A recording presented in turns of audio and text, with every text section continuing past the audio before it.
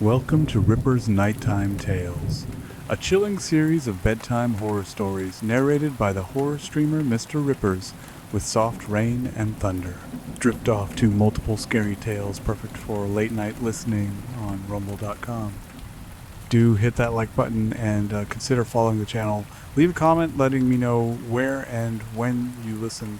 Let's build a community. Okay, let's get started. The gravel road leading to Hillview Asylum did not crunch. It groaned. It was a sound of compression, of old stones grinding against one another under the weight of the Honda CR-V, mirroring the tension sitting heavy in Mia's chest. Outside, the Pennsylvania tree line was a blur of skeletal fingers clawing at a bruised purple sky. Inside, the air smelled of stale Red Bull, aggressive, confident perfume, and the distinct metallic tang of lithium batteries. "Lighting check," Harper said from the driver's seat. She didn't look back. She didn't need to. Harper existed in a perpetual state of assuming everyone was ready for her. Mia sat in the back seat, squeezed between a Pelican case and a tangle of extension cords. She fumbled with the ISO settings on her Sony A7S, her fingers trembling slightly. "We're losing magic hour," Mia murmured, checking the histogram. "It's going to be pitch black in 10 minutes. "That's the point," Harper said, catching Mia's eyes in the rearview mirror. Her gaze was sharp, framed by perfectly applied eyeliner that hadn't smudged despite the 4-hour drive. "We aren't shooting a travel vlog. We're shooting decay. We want the shadows. We want the rot." In the passenger seat, Lena looked up from her laptop, the glow of the screen turning her anxious face into a ghostly mask. "Audio levels are good, but I'm picking up some weird interference on the lav mics. Probably just the power lines." "There are no power lines out here, Lay," Harper said, killing the engine. Silence rushed into the car, sudden and violent. The wind howled outside, a low, mournful note that vibrated against the glass. Hillview Asylum loomed ahead, a monolithic beast of red brick and shattered glass, rising out of the overgrown weeds like a tombstone the earth had tried and failed to swallow. Mia felt the familiar prickle of cold sweat at the nape of her neck. It wasn't just the fear of the dark or the trespassing, it was the building itself. Even from here, she could smell it, not just mold, but the scent of rubbing alcohol and iodine, a phantom olfactory memory that had haunted her since she was 7 years old. "Let's rock and roll," Harper said, kicking her door open. Mia took a breath, held it, and counted to 4. In through the nose, out through the mouth. The therapist's voice echoed in her head. "You are in control. You are the narrator." She grabbed the stabilizer rig and stepped out into the chill. She wasn't just Mia the tag-along tonight. She was the cinematographer. She was the eye, and she would not let them see her shake. The perimeter fence had been breached years ago. The chain link curled back like a rusted lip. They slipped through the fabric of their jackets, snagging on the metal. "Okay, rolling," Mia whispered, bringing the camera up. The weight of the rig was grounding. Through the viewfinder, the world was contained, manageable. It was just pixels and light. Harper moved into the frame, turning on a high-powered tactical flashlight. The beam cut through the gloom, illuminating a sign that read, "Admissions, West Wing." "All right, guys," Harper said, pitching her voice down into her serious documentary host register. She walked toward the camera, her boots crunching on broken glass. "We're at the notorious Hillview Asylum, shut down in 1982 after over 300 allegations of unethical surgical practices. They say the head surgeon, Dr. Vane, believed that pain was a necessary conduit for curing hysteria." "Cut," Mia said. "Watch your shadow, Harp. You're blocking the sign." Harper sighed, dropping the persona. "We can fix it in post, Mia. Just keep rolling. The vibe is right." "The vibe is sloppy if we don't get the coverage," Mia muttered, but she adjusted her angle anyway, stepping over a pile of wet, rotting leaves. They moved deeper into the complex. The air inside the building was stagnant, colder than the outside. It felt thick, as if they were wading through invisible water.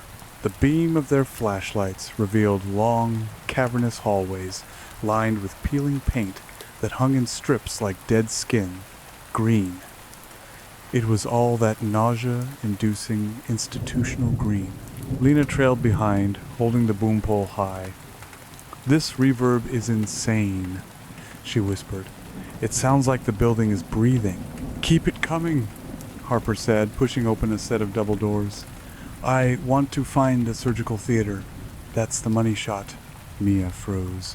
The word surgical theater hit her like a physical blow. A flash of memory superimposed itself over her vision, a bright, blinding white light, the feeling of cold metal against her bare back, the inability to move her tongue, to scream, to blink. Beep, beep, beep. "Mia?" Lena's voice was soft, laced with concern. Mia blinked, the flashback receding. "I'm good," she said, her voice tight. "Just checking focus." "Don't wimp out on me, Em," Harper called from down the hall, her voice echoing. "You're the one who wanted a credit on this film. Earn it." Mia grit her teeth. She hated how easily Harper could make her feel small. She hated that she needed Harper's approval. She adjusted the grip on her camera and followed. They found the operating theater on the 3rd floor. It was a vast, circular room with a gallery for observation looking down from above. In the center, bolted to the floor, was a heavy steel table. Above it hung the skeletal remains of a massive surgical lamp, its bulbs long smashed, looking like the compound eye of a dead insect. "Jackpot," Harper breathed. She hopped up onto the dais, circling the table. "Look at this thing. You can practically see the bloodstains." Mia stayed near the doorway, the camera raised, but her hands were white-knuckled on the grips. The smell of ether was overpowering now, though she knew it was impossible. It was a phantom scent leaked from her amygdala. "Mia, get in here," Harper commanded. "I want a point of view shot. Circle the table, low angle. Make it feel like the building is looming over us." Mia stepped forward, her legs heavy. She approached the table. The rust patterns on the steel looked like maps of forgotten continents. "Actually," Harper said, her eyes lighting up with a reckless idea. "Mia, put the camera down. Give it to Lena." "What? Why?" "I need B-roll. I need a subject. Sit on the table." Mia's heart hammered against her ribs. No way, Harper." "Come on," Harper groaned, throwing her hands up. "It's just a shot. We need a human element to show the scale. Lena can't do it. She can't hold the camera steady to save her life. Just sit on the edge." "You don't have to lay down." "I don't like it," Lena interjected, her voice trembling. "Mia doesn't have to if she doesn't want to." "Mia wants a good grade and a festival entry," Harper countered, staring Mia down. "Don't you, Mia? Or are you just here to hold the gear while I do the work?" The challenge hung in the air, toxic and heavy. Mia looked at the table, then at Harper's expectant face. She felt that familiar crushing weight, the need to be useful, the need to not be the broken one. "Fine," Mia whispered. She handed the camera to Lena, whose hands were shaking. Mia walked to the table. The metal was freezing, stinging her jeans. She sat on the edge, gripping the sides. "Perfect," Harper said, framing the shot with her hands. "Now, look up at the light. Look scared. Or, just look like you usually do." Mia looked up. The rusted fixture loomed, and then the light turned on. It wasn't a flicker. It was a blinding, impossible surge of voltage. The dead bulbs exploded with a hum that rattled Mia's teeth. The room flooded with stark, clinical white light. "What the hell?" Harper screamed, shielding her eyes. Slam. The double doors they had entered through swung shut with the force of a car crash. The sound of the magnetic locks engaging was deafening. Clack-thud. "Lena! The lights!" Harper yelled. "I didn't touch anything," Lena cried, cowering near the wall. Mia couldn't move. She was paralyzed on the table. The light was pinning her down. In the brightness, she saw something that shouldn't be there. Behind Lena, standing in the corner of the room where the shadows had been banished, was a figure. It wore a nurse's uniform, starched and white, but stained with yellowed fluids. It floated 3 inches off the ground. Where a face should have been eyes, nose, mouth, there was nothing. Just a smooth, pale expanse of flesh, like an egg, like a thumb smudge on a wet painting. The figure tilted its head. "Did you see that?" Mia choked out, her voice barely a whisper. The light died as quickly as it had come.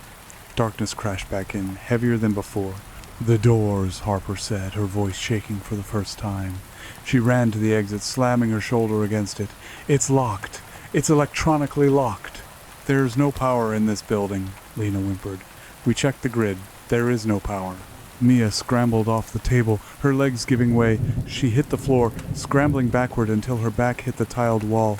She fumbled for her flashlight, clicking it on. The beam danced frantically around the room. The corner was empty. "We need to go," Mia said. "We need to leave, now." They pried the doors open with a crowbar from Harper's kit, the metal screeching in protest. The hallway beyond was different.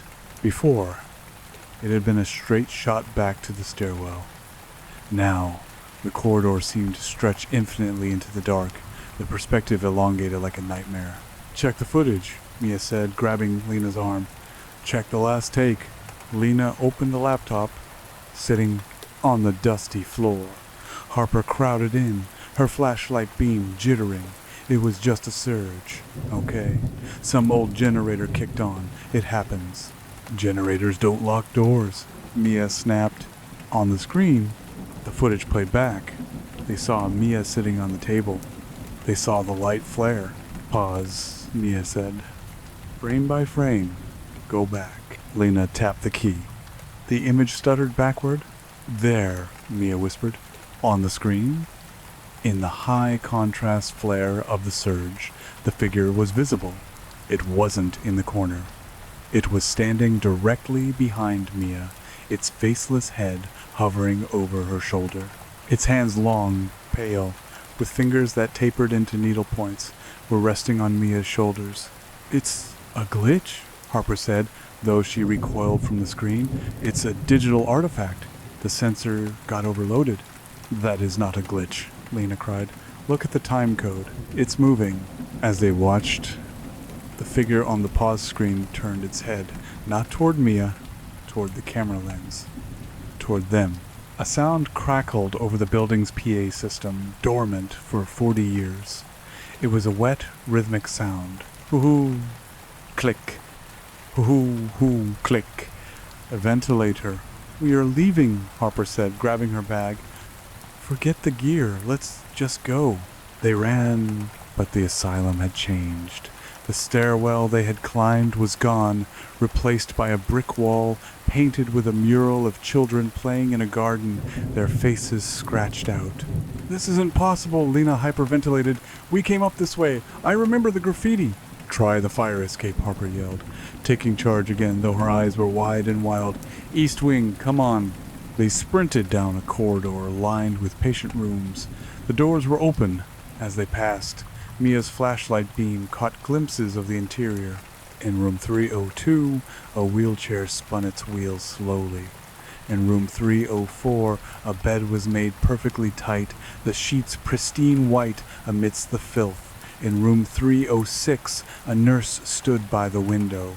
Mia skidded to a halt. "Wait, don't stop," Harper screamed. "Look," Mia pointed. The nurse was facing the window, looking out at the night. It was floating. The hem of the dress did not touch the floor. As Mia's light hit it, the nurse turned slowly. The face was a blank slate. No eyes to see, no mouth to scream. Yet Mia heard a voice in her head. It wasn't a sound, it was a thought inserted into her brain. "The patient is awake," administering sedative. The nurse began to glide toward them. It didn't walk. It drifted, accelerating without momentum. "Run," Mia screamed. They bolted. The corridor seemed to telescope, stretching longer as they ran, the door at the end receding. It's not getting closer, Lena sobbed, lagging behind. Don't look at it, Harper yelled. She grabbed Lena's strap and yanked her forward. Mia was in the rear. She could feel the cold radiating from the thing behind her.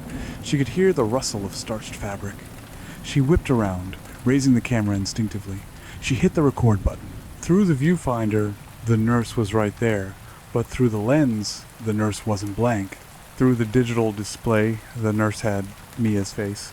Mia's face, screaming silently, eyes stitched shut. Mia stumbled, dropping the camera. It clattered to the floor, the lens shattering. She scrambled up, lungs burning, and threw herself through the double doors at the end of the hall, just as Harper slammed them shut and wedged the crowbar through the handles. They were trapped in the nurses' station, a glass-walled enclosure in the center of a ward intersection. For an hour, they sat in the dark, listening. The scratching on the glass had stopped 20 minutes ago. Now, it was just the ventilator sound over the PA. Oh, click. It wants me, Mia whispered. She was huddled under the desk, knees to her chest. Shut up, Mia, Harper hissed. She was pacing the small room, checking the windows. It's a prank. Someone is messing with us. Squatters. Meth heads. Meth heads don't float, Harper, Lena said, her voice unusually sharp. She was checking the audio files on her recorder, and they don't sound like this. She held up the recorder and pressed play. Instead of their footsteps and breathing, the track was filled with a single, monotone voice, reciting numbers. BP 110 over 70, heart rate 80. Incision made, patient is reactive, restrain her. That's, Mia's blood ran cold. That's my surgery. Harper stopped pacing. What? When I was 7, Mia said, the words spilling out like bile. Appendectomy. The anesthesia didn't work. My body went to sleep, but my brain stayed awake. I felt the cut. I felt them pull the muscle apart. I tried to scream, but I was paralyzed. I was just meat. She looked up at Harper. That's what they said. Patient is reactive. Restrain her. Harper stared at her, then looked away, uncomfortable. Look, that sucks, Mia. Really. But this isn't about you. We need to find a way out. It is about me. Mia stood up, hitting her head on the desk but ignoring the pain. Don't you get it? The layout changes. The sounds.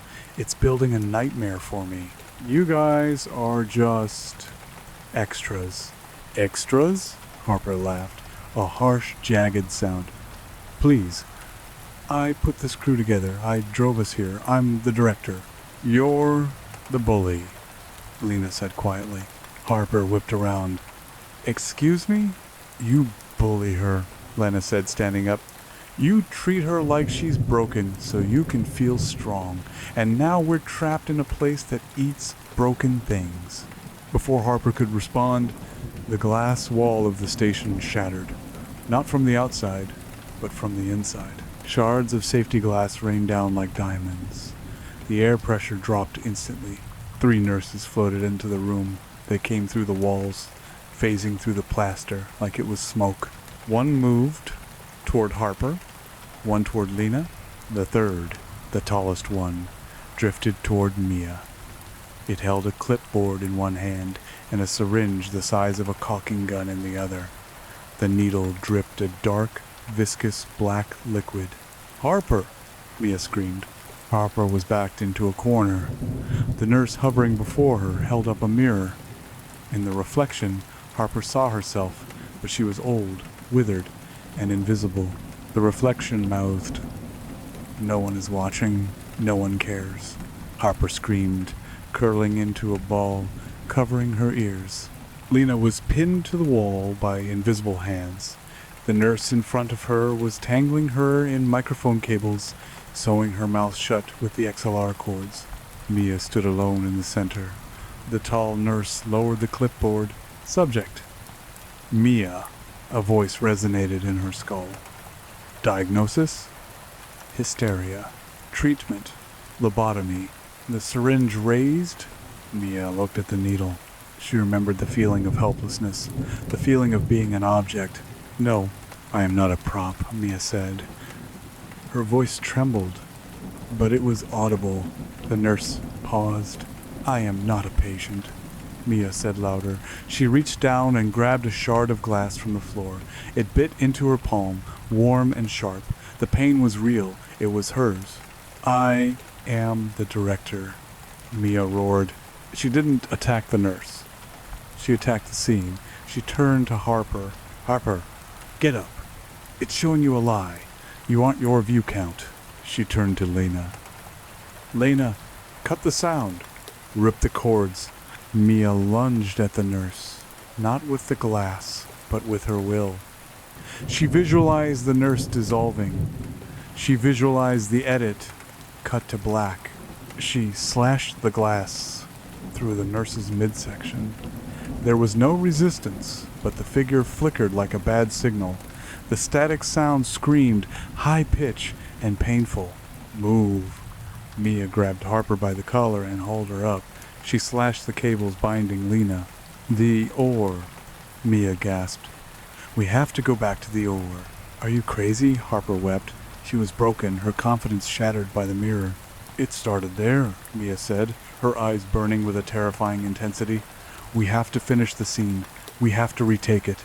The run back to the operating theater was a blur of shifting geometry. Corridors looped. Floors tilted at 45-degree angles. Gravity seemed to be a suggestion.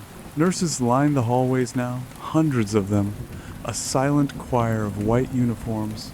They didn't attack, they watched. They were the audience. Mia led the way. She didn't look back. She kicked open doors that tried to seal themselves. She shouted at walls that tried to close in. This is my set, she screamed at the ceiling. My rules. They burst into the operating theater. It was fully lit now. The light was blinding, clinical, searing. In the center of the room, on the table, lay a body. It was Mia, or rather, a version of Mia. A child version, strapped down, eyes wide with terror, mouth gagged. Surrounding the child were the three main nurses. They held scalpels, bone saws, retractors. Oh God, Lena retched. It's waiting for you to take your place, Harper whispered, horrified. Mia, it wants you to get on the table. Mia looked at the child, her past self. She looked at the nurses, her trauma made manifest. No, Mia said. She walked forward. She stepped up to the dais. The nurses turned their faceless heads toward her. I'm not the patient anymore, Mia said. She looked directly at the center nurse. And you aren't the surgeon. Mia raised her hand. She was holding the shattered remains of her camera lens, which she had scooped up during the run. She held it like a weapon. She held it like an eye. She pressed the broken glass to her own eye. Looking through it, I see you, Mia whispered. She focused on the nurse's blank face. I see you. Under her gaze, under the director's gaze, the nurse began to change. The smooth skin rippled. Features began to form. Not a face, but a reflection. The nurse became a mirror. Mia saw herself. Bloodied, terrified, but standing. Cut, Mia said. She slammed the lens into the nurse's face. The world shattered. It wasn't a metaphor. The reality of the room cracked like a windshield. The white tiles splintered into digital artifacts. The nurses dissolved into pixels, then into dust, then into nothing. The child on the table sat up, looked at Mia, and faded away like mist. The blinding light overhead exploded, showering them in sparks. Darkness returned, but this time it was natural darkness. It was just the night. The heavy thud of the magnetic locks disengaging echoed through the silence. Clack. Go! Mia rasped. She dropped the lens. Her hand was bleeding freely now. Harper and Lena didn't argue. They grabbed Mia, supporting her weight, and they ran. They burst out of the front doors and tumbled down the concrete steps, landing in the wet, overgrown grass. The wind was cold, real wind. The sky was turning, a bruised purple dawn was coming. They scrambled to the car. Harper fumbled with the keys, dropping them twice before jamming them into the ignition. The engine roared to life. As they peeled away, tires spinning in the gravel, Mia looked back. Hillview Asylum sat silent and dark. It looked dead, but in the window of the third floor of the operating theater, Mia saw a light flicker. Just once. A single, slow blink. Epilogue. 3 weeks later, the editing bay was small, smelling of ozone and coffee. Mia sat at the controls, her bandaged hand resting on the mouse. Harper sat behind her, silent. The bravado was gone. She watched Mia with a mixture of awe and fear. Lena sat on the couch, knitting, refusing to look at the screen. "We have the cut," Mia said softly. "Are you sure you want to use it?" Harper asked. "We could just burn it." "No," Mia said. "We tell the story. That's how we own it." She played the timeline. The documentary was terrifying. It was raw. It was disjointed.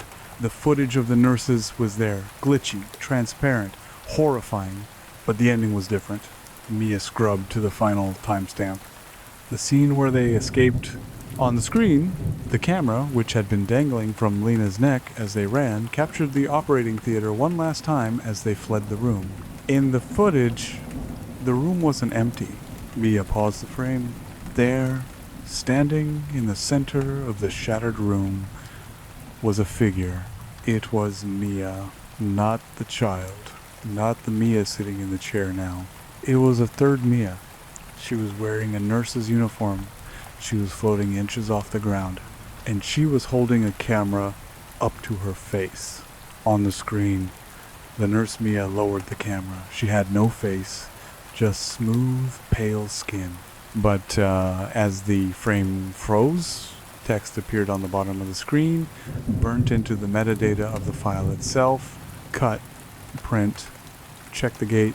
Mia stared at the screen. She felt the phantom smell of ether. She felt the cold metal.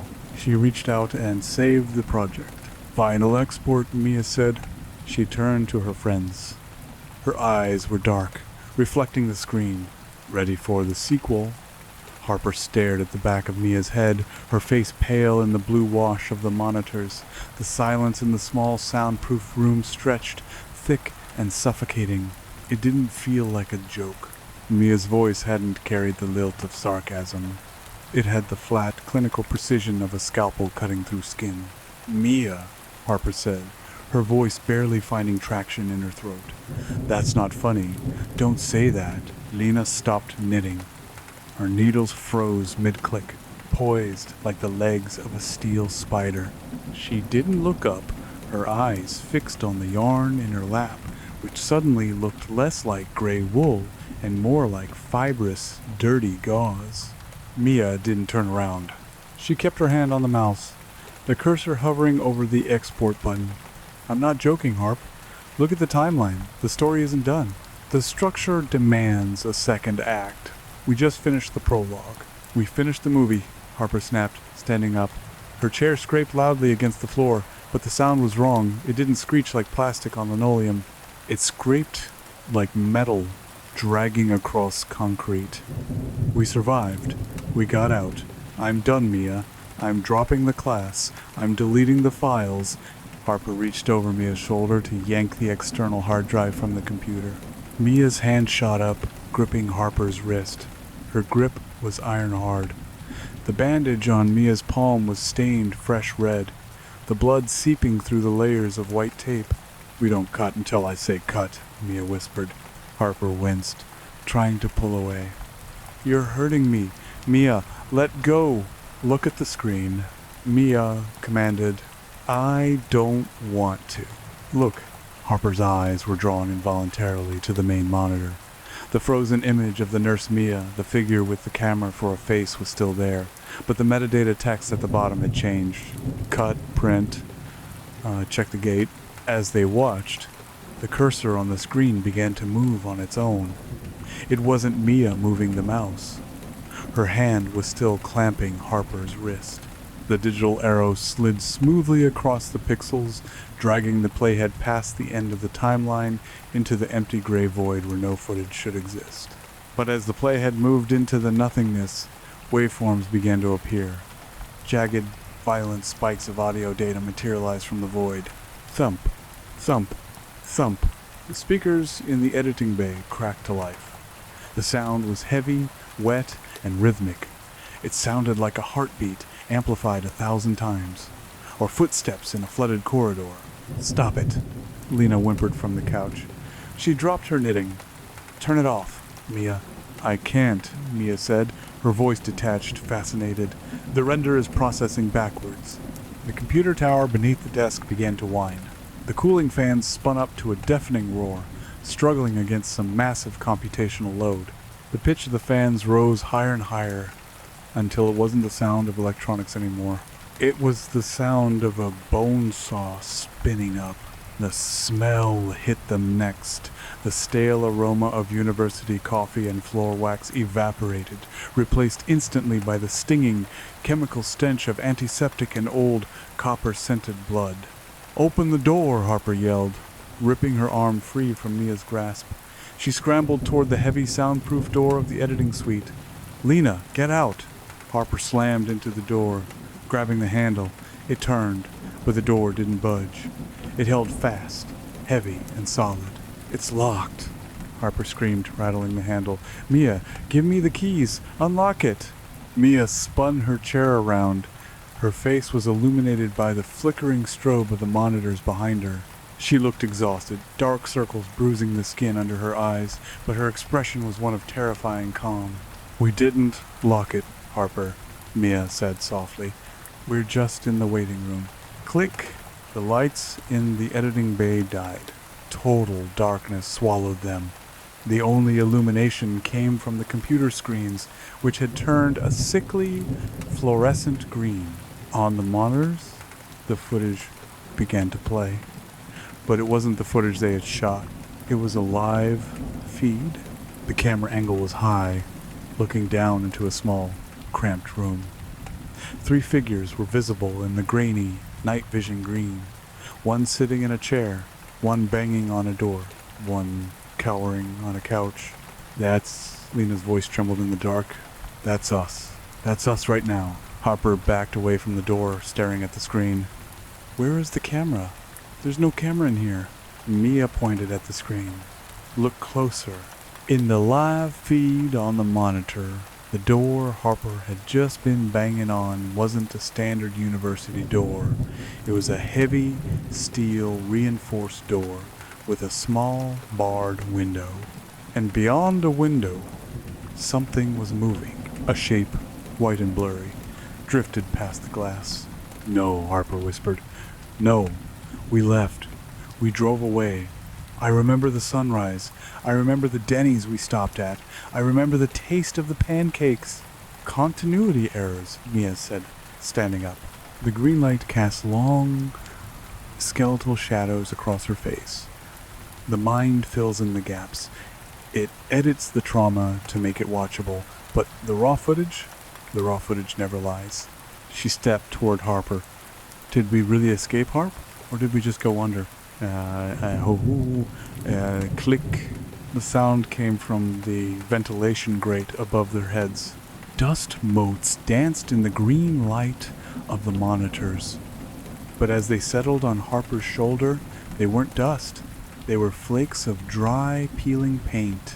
"Mia, please," Lena sobbed. "You're scaring me. You're acting like them." "I'm just trying to get the shot, Lena," Mia said. She reached out and touched the wall of the editing bay. The acoustic foam panels were gone. Under Mia's fingers, the wall was cold, slick tile. She ran a fingernail down the grout line. It came away wet. "The location has shifted," Mia murmured. Scene 24, post-op recovery. The computer monitors flickered violently. The image of the room distorted, tearing apart into digital static. When the image stabilized, the room on the screen was different. The three girls were gone. In their place, the screen showed a long, dark hallway stretching into infinity, and floating down the center of the hallway, moving toward the camera, was the nurse. But she wasn't on the screen anymore. With a sound like tearing canvas, the nurse's hand reached out of the monitor. It was a physical, three-dimensional object. The pale, long-fingered hand broke the plane of the glass, grasping the edge of the monitor frame. The plastic crunched under the pressure. "It's 3D, Mia whispered, a horrifying smile tugging at the corner of her mouth. "Immersive." Harper screamed, a raw, primal sound, and threw a heavy stapler at the screen. Crack. The monitor shattered. Sparks showered down onto the desk, but the hand didn't disappear. It remained hanging in the air, disconnected from the broken screen, gripping the empty space where the image had been. Then, the second hand emerged. It gripped the sides of the reality they were standing in, as if the air itself were a curtain, with a wet tearing sound. The nurse pulled herself through the breach. She was taller than she had been in the asylum. Her uniform was cleaner, blindingly white, radiating a cold that made their breath mist in the air. Her face was still a smooth, terrifying blankness. But as she fully entered the room, the editing bay dissolved around them. The desk melted into a rusted gurney. The computer tower morphed into an EKG machine. The walls blew outward, expanding into the vast, rotunda-like space of the operating theater. They were back? No. Harper fell to her knees, clutching her head. "It's not real. It's not real. I'm at school. I'm in the edit lab." Cut. A voice boomed. "It wasn't Mia. It came from everywhere and nowhere. It came from the speakers of the EKG machine. It came from the walls." The nurse floated toward Harper. She didn't attack. She simply hovered, tilting her blank head. Mia stood by the gurney. She looked down at her hands. The bandage was gone. In her right hand, she held a slate, a clapboard used for film synchronization. But the slate was made of bone, and the clapper was a rusty surgical clamp. "Take two," Mia said. Her voice wasn't her own. It was doubled, layered with the static-filled voice of the asylum. Harper's monologue, emotional breakdown, marker, clack. Mia slammed the bone slate shut. The sound wave hit Harper like a physical blow, knocking her flat onto the cold tiles. "Get up," Mia commanded, lifting a camera that had appeared on her shoulder. It was heavy, an amalgamation of 16mm film gear and medical tubing. The lens looked like a pupil, dilating and contracting. "We're losing the light." "Mia, stop!" Lena scrambled over the tiles, grabbing Mia's leg. "Wake up! You're controlling this! You did it before! You broke the lens!" Mia looked down at Lena. Her expression was pitying cold. "I didn't break the lens, Lena. I just changed the filter." Mia adjusted a dial on the side of her horrific camera. "I thought I could direct the movie. I thought I could control the narrative. But you can't direct a nightmare. You can only star in it." She pointed the camera at Lena. "And you've been out of focus this whole time." The nurse lunged. She didn't go for Harper. She went for Lena. The figure moved with that terrible, glitching speed, frame skipping through the air. 1 second she was 10 feet away. The next, she was hovering directly over Lena. Lena shrieked, scrambling backward, but the floor tiles shifted, rising up to form a wall behind her, trapping her. The nurse raised a hand. There was no syringe this time, no scalpel. The nurse reached into her own pocket and pulled out a microphone. It was an old, heavy ribbon mic, trailing a long black cable that disappeared into the nurse's wrist. She shoved the microphone toward Lena's face. "Speak." The voice echoed in their heads.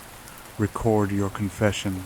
I don't know what you want," Lena cried. The audio was muddy. The voice buzzed. Isolate the track. The nurse's other hand moved. She pinched the air near Lena's throat.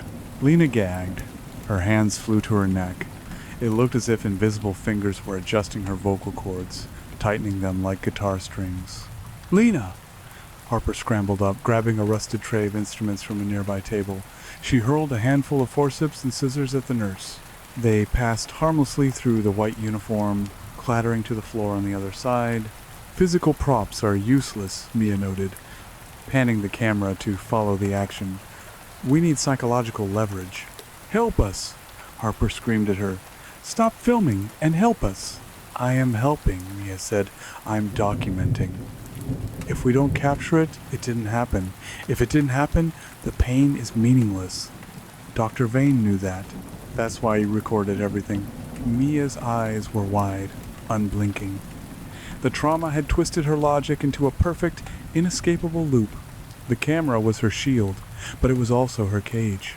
"Harper," Mia said, zooming in on her friend's terrified face. "You wanted to be the star. You wanted the credit. Here's your close-up." The floor beneath Harper groaned. The tiles cracked open. From the darkness below, something rose up. It was a chair, a director's chair. But the canvas back was made of flayed skin, and the legs were jagged metal spikes. "Sit," the Asylum whispered. "I won't," Harper sobbed. "I want to go home." "You are home," Mia said. "Hillview is the only place that really sees you. Out there, you're just a loud girl with a rich dad. In here, you're a protagonist." The nurse abandoned Lena, who was curled on the floor, gasping for air, her voice stolen. The white figure drifted toward Harper, gesturing to the chair. Harper backed away, shaking her head. "Mia, please. Remember the surgery? Remember how you felt? Don't do this to me." Mia lowered the camera slightly. For a second, the cold, directorial mask slipped. A flicker of the terrified child appeared in her eyes. "I remember," Mia whispered. "I remember being alone. I remember no one believing me." She looked at Harper. "But now we're all together, and everyone is watching." Mia raised the camera back to her eye. "Action." The nurse grabbed Harper. It wasn't a gentle grasp. The nurse's hands solidified, becoming hard as steel clamps. She lifted Harper effortlessly and slammed her into the skin-backed chair. Restraints shot out of the armrests, leather straps that snaked around Harper's wrists and ankles, buckling themselves tight. Harper screamed, thrashing against the bonds. "Mia! Mia!" Lighting, Mia called out. The massive surgical lamp above them, the one that had exploded in the previous scene, reassembled itself. Glass shards flew upward, reforming the bulbs. The metal groaned as it bent back into shape. Click, hum. The light blasted down, pinning Harper in a circle of blinding brilliance. "Sound," Mia said. The PA system crackled. The sound of the ventilator grew louder, syncing with Harper's hyperventilating breath. "Ah-hoo, ooh, click, ah-hoo, ooh, click." "Mia, don't let them cut me," Harper wailed. The nurse produced a scalpel. But like everything else in this nightmare, it was wrong. The blade wasn't metal. It was a shard of a broken mirror. Mia stepped closer, the camera lens inches from Harper's face. "They aren't going to cut you, Harp," Mia said calmly. "They're going to edit you. They're going to cut out the parts that don't fit the narrative." The nurse lowered the mirror blade toward Harper's forehead. "We're going to fix your ego in post," Mia whispered. As the blade touched skin, the world didn't fade to black. It didn't cut away. It dissolved into pixels. Harper's scream distorted, turning into digital noise, a glitching, corrupted audio file that ramped up in pitch until it shattered the remaining reality of the room. Time code unknown location, records room. Mia blinked. She was standing in a hallway she didn't recognize. It was narrow, lined with floor-to-ceiling filing cabinets that rusted in the damp air. The camera was gone. The nurse was gone. She was alone. "Harper?" Mia called out. Her voice was raspy, dry. Lena? Silence. Mia looked down at her hands. They were empty. No camera, no slate. But her palms were covered in black ink. She looked at the filing cabinets. They were labeled not with names, but with dates. 1982, 1982, 1982. She walked down the row. The years ticked by. 1982. She stopped at the cabinet labeled with the current year. One drawer was slightly open. Mia reached out, her trembling fingers hooking the rusted handle. She pulled it open. Inside, there were no paper files. There were VHS tapes, hundreds of them. She pulled the first one out. The label was handwritten in Harper's spiky, confident script. Harper deleted scenes. Mia felt a wave of nausea. She shoved the tape back and grabbed another. Lena audio outtakes. She grabbed a third. Mia, director's cut. She stared at the tape in her hand. The plastic felt warm, pulsing slightly, like it contained living tissue. From down the dark corridor, she heard a sound. It was the whir of a film projector. Click-clack, click-clack. A beam of light cut through the darkness at the end of the hall, projecting an image onto the back wall. Mia walked toward it. She couldn't stop herself. The investigator in her, the part of her that needed to know, pulled her forward. The projection was grainy, black and white. It showed the interior of the editing bay at the university. It showed 3 girls. One was slumped in a chair, eyes glazed over, drooling. One was curled on the floor in a fetal position, rocking silently. And one, Mia, was standing in the center of the room. But in the projection, the real world, Mia wasn't holding a mouse or a camera. She was standing in front of the blank wall of the editing bay, using her own blood to draw a door. On the projection, the Mia on screen turned her head and looked directly into the lens. It's not a recording. The projected Mia mouthed. The real Mia, standing in the records room of the asylum, felt a cold breath on the back of her neck. It's a live stream, a voice whispered in her ear. Mia spun around. The 3 nurses were there. They stood shoulder to shoulder, blocking the aisle, blocking the escape. The center nurse, the one with the mirror face, held up a clapperboard. Act 2, the nurse said. Her voice was Harper's voice, but stripped of all hope. The descent. Clack. The sound of the clapperboard didn't just echo. It severed the air like a guillotine. The force of the clack blew the filing cabinets open. Metal shrieked against metal, drawers extending with violent speed. But it wasn't files that spilled out. It was film tape. Miles of it. Black, glossy ribbons erupted from the rusted cabinets, cascading like disemboweled intestines. They coiled around Mia's ankles, slick and smelling of vinegar, and wrought the scent of decaying celluloid. The 3 nurses glided forward over the sea of tangled tape. They didn't lift their feet. They simply displaced the mess, the film strips parting around their white hemlines like dark water. Mia scrambled back, her boots slipping on the slick piles of magnetic memory. She looked at the tape labeled MIA, Director's Cut, still clutched in her ink-stained hand. It was vibrating, warm and rhythmic, beating against her palm. "Don't drop it," her mind screamed. "That's you! That's the only part of you they haven't edited yet." She shoved the cassette into the pocket of her jeans and turned to run. The aisle behind her was blocked by the spilling guts of the archives, piling up to the ceiling. "Block the exit," the lead nurse droned. "Contain the subject." Mia saw a gap, a service hatch near the floor, half hidden by a mound of 1,998 tapes. She didn't think. She dove. She belly-crawled through the tangle. The film strips felt like wet eels against her skin. As she dragged herself forward, she caught glimpses of the images on the celluloid strips pressing against her face. Tiny, backlit frames, a birthday party, a scraped knee, the bright lights of the operating theater, her mother crying in a waiting room.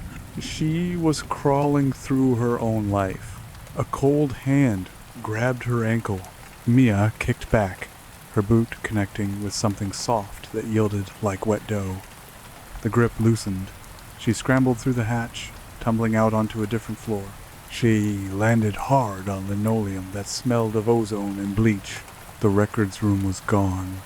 She was in a corridor, but it was wrong. The walls were padded with acoustic foam, the kind used in recording studios, but the foam was stained pink, weeping a slow, viscous fluid. Sound mixing. Ward B. The sign on the door to her left hung crookedly from a single screw. From inside, Mia heard a high-pitched whine, a feedback loop that drilled into her molars. Beneath the whine was a rhythmic, muffled thumping. "Lena," Mia gasped. She threw her weight against the door. It swung open silently, heavy and airtight. The room inside was a nightmare marriage of a DJ booth and an interrogation cell. The walls were lined with massive speakers, their cones pulsing in and out like breathing lungs. In the center of the room sat a large, complex sound mixing board, but it wasn't made of plastic and metal. The sliders were bone. The knobs were teeth. The surface of the board was stretched skin, taut and pale, and Lena was the input. She was strapped to a chair behind the console, but she wasn't controlling it. Cables, thick, rubbery XLR cables, were jammed into her ears. Another cable, thicker and pulsing with red light, was snaked down her throat, gagging her. Her eyes were wide, bloodshot, and fixed on the VU meters on the wall, which were spiking into the red with every silent scream she tried to make. A nurse stood behind her, not one of the faceless ones, but a distorted figure wearing large studio headphones. This nurse had hands that ended in tuning forks, audio levels peaking. The nurse buzzed. Compress the dynamic range. The nurse reached for a fader on the skin board. The fader was labeled Panic. She slid it up. Lena convulsed. The speakers on the wall blasted a sound that wasn't noise, it was pure fear frequency. It vibrated Mia's vision, shaking her bones. Lena's eyes rolled back, tears streaming down her face, but she couldn't make a sound. The cable in her throat swallowed it all, feeding the machine. "Stop it," Mia screamed. She lunged for the console. The nurse turned, swinging a tuning fork hand. The metal prongs hummed, slashing the air inches from Mia's face. The sound of the movement alone made Mia dizzy, disrupting her equilibrium. Mia fell against the console, her hand slapped onto the warm, fleshy surface of the mixing board. She looked at the controls. Pain, memory, Guild, voice.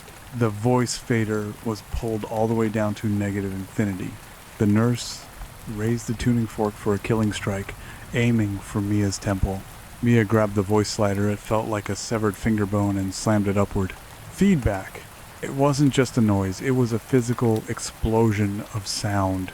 Lena's scream, bottled up and compressed for God knows how long, erupted from the wall of speakers. It was a sonic boom. Get away from me. The acoustic foam on the walls disintegrated. The glass of the observation window shattered inward. The nurse was thrown backward by the sheer force of the sound wave, her tuning fork hand vibrating so violently it snapped in half. The cable in Lena's throat ejected with a sickening pop. Mia grabbed Lena's arm. "Move! We have to move!" Lena gagged, coughing up bile and static. She looked at Mia, her eyes unfocused. I can't hear the quiet," she rasped. "It's too loud. The silence is too loud." "Focus on my voice," Mia commanded, hauling her friend up. She channeled the director persona, but this time she used it to lead, not to control. "Lena, look at me. We are wrapping this scene. We are moving to the next location. Go." They stumbled out of the sound booth, leaving the nurse twitching on the floor as the speakers continued to shriek with residual feedback. The corridor outside had changed again. The asylum was reacting to the resistance, shifting its internal organs. The floor tilted steeply downward. The acoustic foam fell away, replaced by cold, white tiles that reflected their distorted shapes. "Where is Harper?" Lena wheezed, clutching her throat. "The eagle," Mia muttered, remembering the nurse's words. "They wanted to fix her ego in post. The editing bay. No, the screening room." They reached the bottom of the incline. Double doors blocked their path, padded with red velvet that looked too much like clotted blood. Above the door, a sign illuminated in buzzing neon. "Daily rushes. Surgical Theater 4. Mia pushed the doors open. The air inside was freezing. It was a vast, circular room, tiered like an old medical amphitheater, but instead of students, the seats were filled with mannequins. Or at least, Mia hoped they were mannequins. They sat rigid, draped in sheets, facing the center of the room. In the center, bathed in the harsh cone of a spotlight, was a screen, and tied to a chair in front of the screen was Harper. She wasn't struggling anymore. She sat perfectly still. Her head was clamped in a metal halo that kept her facing forward. Her eyes were taped open with surgical tape. On the screen, a movie was playing. It was Harper, but it was a perfect Harper. In the film, Harper was walking through the asylum, fearless. She was giving commands. She was saving Mia. She was saving Lena. She looked heroic. She looked like a star. But as Mia stepped closer, she saw the truth from the back of Harper's head. Thick optical cables ran directly into the projector behind her. The machine was feeding off her. A nurse stood by the projector, threading a loop of film. This nurse had no hands, only scissors. "Subject is accepting the new narrative." The scissor nurse clicked. "Assimilation at 80%. "Harper!" Lena cried out. Harper didn't blink. She couldn't. She just stared at the screen, a small, blissful smile frozen on her face. "I look so good," Harper whispered, her voice monotone. "I'm the final girl. I'm the survivor. Look at me. Look at me." It's a loop, Mia realized. They're feeding her a version of reality where she wins, so she'll never want to leave. Mia looked at the projector. It was a monstrous thing, chugging and whirring, venting hot steam. "Lena, can you kill the power?" Mia asked. Lena looked at the tangle of wires running along the floor. She shook her head, terrified. "It's not electrical. It's biological. Look." The cables pulsing from Harper's head weren't carrying electricity. They were pumping blood into the machine, and the machine was pumping light back into her eyes. "We have to cut it," Mia said. "If you cut it, she might brain dead," Lena stammered. "It's too deep." The scissor nurse noticed them. She stepped away from the projector, snipping the air. Snip snap, snip snap. "Unauthorized visitors on set," the nurse hissed. "Security." From the tiered seats, the draped mannequins began to stand up. The sheets slid off. They weren't mannequins. They were failed experiments. Previous takes. Distorted versions of Harper, some with no mouths, some with too many eyes, some that were just torsos on IV poles. They shuffled down the aisle toward Mia and Lena. Mia reached into her pocket. Her hand closed around the tape. "MIA Director's Cut." "I have an idea," Mia said. Her heart was hammering against her ribs like a trapped bird. "They want a movie? Let's give them a rewrites." Mia ran toward the projector. The scissor nurse lunged, the blades aimed at Mia's neck.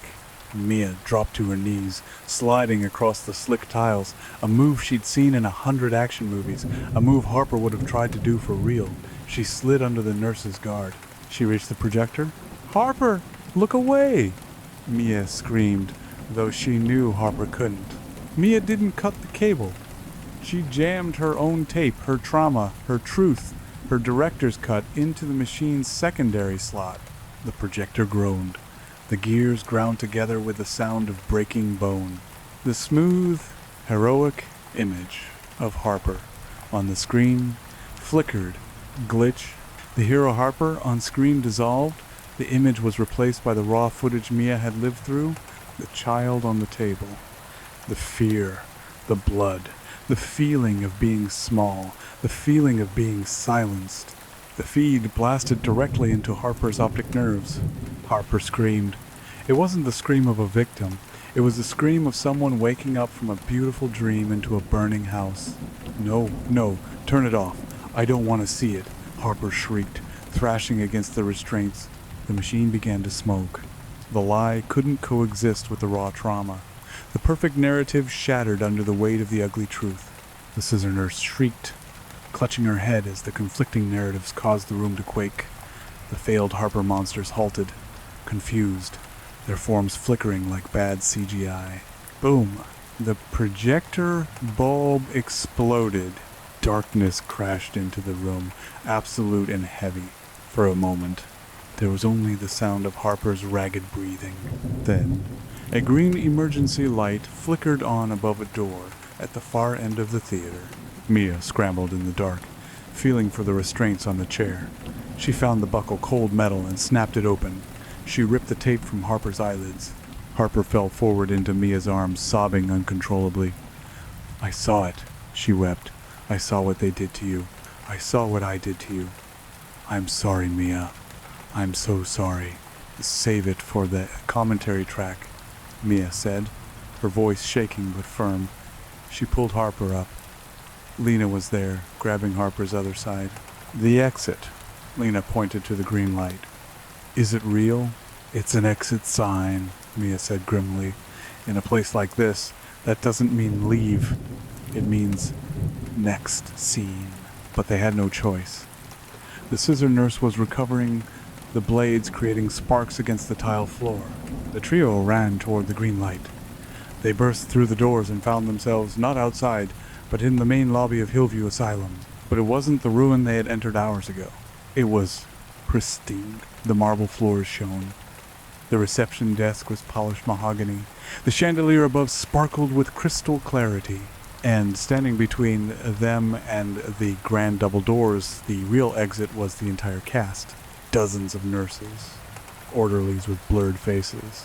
And in the center, floating 3 feet off the ground, was the entity Mia had seen in the editing bay.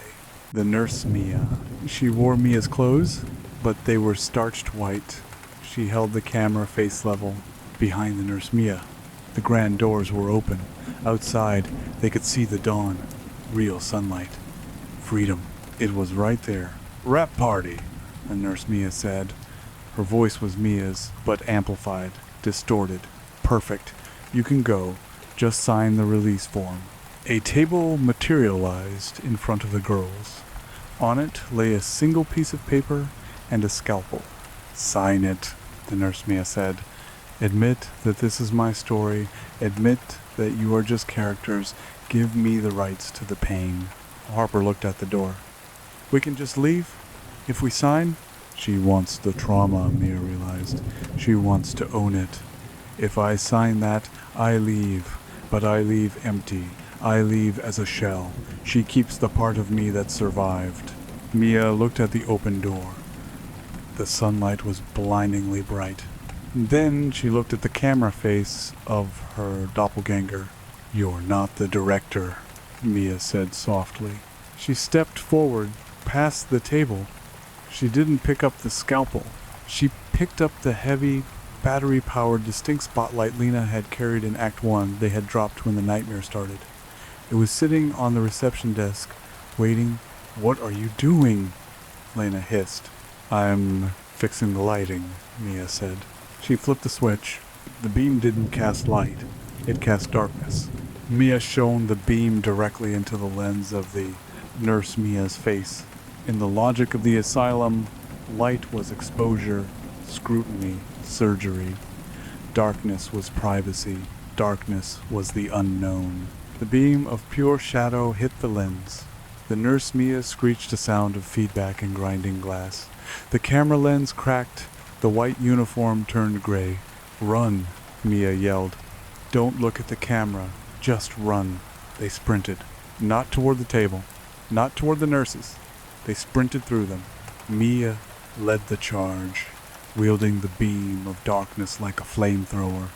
Wherever the shadow hit a nurse, the figure dissolved into dust and static. They hit the threshold of the open doors. The transition wasn't smooth. It felt like breaking the surface of water after being held under for too long. Pressure, cold, and then gas pee-pee. Mia sat up, screaming. She was in the driver's seat of Harper's car. Harper was in the passenger seat, hyperventilating. Lena was in the back, curled in a ball, clutching the back of Mia's headrest. It was morning. The real sun was rising over the tree line. The asylum stood before them, ruined, abandoned, silent. The car engine was idling. Did we? Harper touched her face. No metal halo, no tape. Are we out? Lena sat up slowly, looking out the window. The trees are moving, she whispered. That's wind.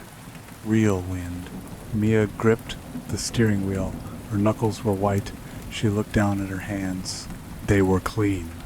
No ink. No bandages. No blood. But resting on the dashboard, right where the defroster vent was, sat a single object. A videotape. It had no label. Mia stared at it. Her heart stopped. Drive, Lena pleaded. Mia, just drive. Mia put the car in reverse. She backed out of the overgrown driveway, tires crunching on gravel. She spun the wheel and gunned it down the access road, putting distance between them and the rotting building. They drove in silence for 10 miles. 20. They reached the main highway. Cars. People. A gas station. We made it. Harper finally exhaled, a laugh bubbling up that sounded dangerously close to a sob. Oh my God, we made it. Mia didn't laugh. She kept her eyes on the road. She reached out and picked up the tape from the dashboard. She should throw it out the window. She should smash it. But she didn't. She popped the glove box open and shoved the tape inside, slamming it shut. Mia? Harper asked, watching her. What are you doing? Mia looked in the rear-view mirror. For a split second, she didn't see her own eyes. She saw the shutter of a lens, dilating. She blinked, and her own blue eyes returned. Post-production, Mia said quietly. We fix the rest in post. She hit the gas. The car sped away toward the city, disappearing into the morning traffic. Behind them, in the glove box, the tape shifted slightly as the car turned. On the plastic spine of the cassette, handwritten in marker that hadn't been there a moment ago, were the words, Season 1, Pilot. The end, the asphalt blurred beneath the tires, a gray ribbon unraveling into the horizon. The speedometer needle hovered at 80, trembling slightly, but the sensation of speed felt artificial, like a camera dolly sliding too smoothly along the track. Mia gripped the wheel until her knuckles ached, waiting for the distance to create safety. But safety felt like a concept from a different genre, one they had been written out of. 10 minutes passed, then 20. The sun hung low in the east, a blinding white flare that refused to rise any higher. Can you change the station? Lena asked from the back seat. Her voice was small, tinny, as if coming through a low-quality speaker. The static, it has a pattern. Harper, who had been staring out the window with a glazed, manic smile, reached for the dashboard. Yeah, absolutely. Let's get some top 40. Something mindless. Something that says we are normal college students on a road trip. She pressed the seek button. The radio cycled through frequencies. Static. A burst of jazz. Static. A preacher shouting about judgment. Static. Then, a clear voice cut through the cabin. A calm, masculine, mid-Atlantic voice, the kind used in public service announcements from the 1,950 seconds. And remember, patients, recovery is a process. Do not be alarmed by sudden shifts in continuity. These are merely side effects of the anesthesia wearing off or setting in. Mia slammed her hand against the power button, The radio went silent. "Did you hear that?" Lena whispered, leaning forward between the front seats. He said continuity. "It was just a commercial," Harper said, her voice pitching too high. She was vibrating with a desperate need for denial. "A weird ad for a hospital or something. Forget it. Mia, how far to the dorms?" Mia glanced at the GPS on her phone mounted to the dash. The blue arrow was moving along the highway line, but the time to arrival wasn't counting down. It simply read, TBD, an hour. Mia lied. Maybe less. She looked in the rearview mirror to check on Lena, but her eyes snagged on the road behind them. There were no other cars. They had been driving on a major interstate during morning rush hour for 30 minutes, and the road was completely, utterly empty. No trucks, no commuters. Just pristine black asphalt and the unmoving sun. "Does the light look weird to you?" Mia asked quietly. Harper laughed. A sharp, brittle sound. "God, Mia, stop directing. The lighting is fine. It's the sun. It's nature. We won. We're out." "It's too hard," Mia murmured. "The shadows are too sharp. There's no diffusion." "Pull over," Lena said. "No," Harper snapped. "We are not stopping. We drive until we hit campus." "Mia, pull over," Lena insisted, pointing out the window. "Look at the trees." Mia slowed the car, guiding it onto the gravel shoulder. The crunch of stones sounded looped, a repetitive crish, crish, crish that didn't match the rotation of the tires. The car came to a halt. "Why are we stopping?" Harper demanded, clutching her seatbelt. "We're vulnerable if we stop." "Look," Lena pointed at the tree line bordering the highway. They were pine trees. Tall, dark green, swaying gently in the wind, but they were identical. Mia stared. A tall pine with a broken branch near the top. Next to it, a slightly shorter pine. Then the tall pine with the broken branch again. Then the short one. The pattern repeated perfectly for miles down the road. A, B, A, B, A, B. "It's a texture loop," Lena breathed, horror dawning on her face. "They didn't render the whole world. They just copy-pasted the background." "Don't say that." Harper unbuckled her belt, her breathing ragged. "It's just a coincidence. It's a tree farm. They plant them in rows." She threw the door open and stumbled out into the cool morning air. "Harper, wait." Mia killed the engine and scrambled out after her. The air outside was cold, but it didn't smell like pine or exhaust. It smelled like ozone and hot dust, the smell of a projector bulb burning out. Harper was standing in the middle of the empty highway, spinning in a slow circle. "See?" she yelled, her voice echoing strangely, lacking the natural decay of open space. "It's real! It's a road! We're going home!" She stomped her boot on the yellow divider line. "Harper, get back in the car," Mia said, her investigator instinct screaming that something was approaching. Not a monster, but a realization. "I need to pee," Harper announced, her manic facade cracking. Tears streamed down her face. "I need to pee, and I need a Diet Coke, and I need to pretend this didn't happen." She pointed to a sign 100 yards down the road. A blue metal sign, slightly rusted. "Rest stop, 0 miles amenities, editing, food." Mia blinked. The letters seemed to rearrange themselves when she focused. "Rest stop, 0 miles, amenities, fuel, food." "See?"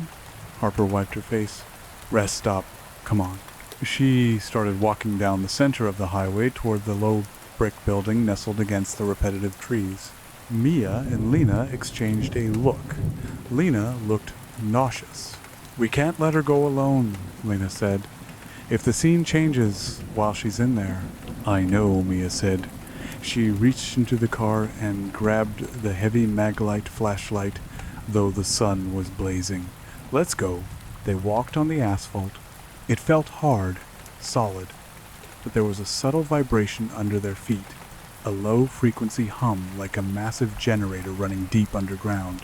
The rest stop was a generic brick block with vending machines outside and separate entrances for men and women. A single flickering fluorescent bulb buzzed above the entrance. fighting a losing battle against the overpowering sunlight. Harper was already pushing through the door marked woman. Mia and Lena followed.